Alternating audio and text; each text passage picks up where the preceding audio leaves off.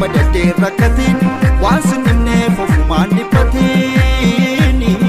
barna goote qalbii inaafaniif na hillaafu jilbii si hawwaniif barbudee burabbii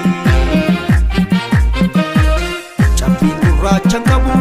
qaaqallatteedhaaf lafeen hin cabu qaaqallatteedhaaf lafeen hin cabu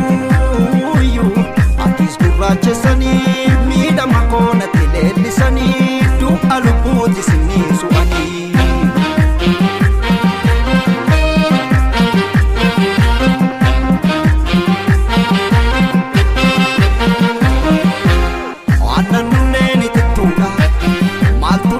lamarasa jalalti ke bochiftuda lappe tona harsa ame kalo nyachisuni ame siya murgiftu fi bira qabe sitimuni jalala sulu fachufi alkaniftu akka adesa kubala peko si kapanesa yolle pagante Chabala fiko situ wallana wan jalala jalala mala tafe jalal kishe sene nanya tafe garbatame gadal tare yo kufe de dan ka echite tafe jalate tafe filate tafe achite tafe jalate tafe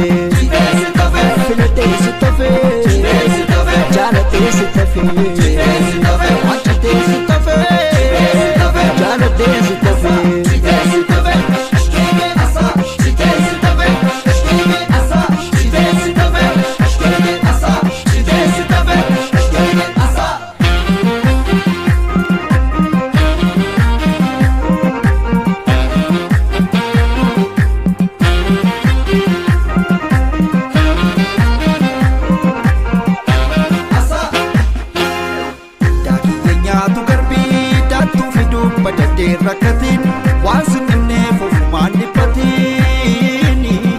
barna goote qalbii inaafaniif na hillaafu jilbii si hawwaniif barbudee burabbii cabbii gurraachan qabu qaaqallatteedhaaf lafeen hin cabu qaaqallatteedhaaf lafeen hin cabu atis gurraachessanii miidhama koonatti leellisanii du'a lubbuuti sinii su'anii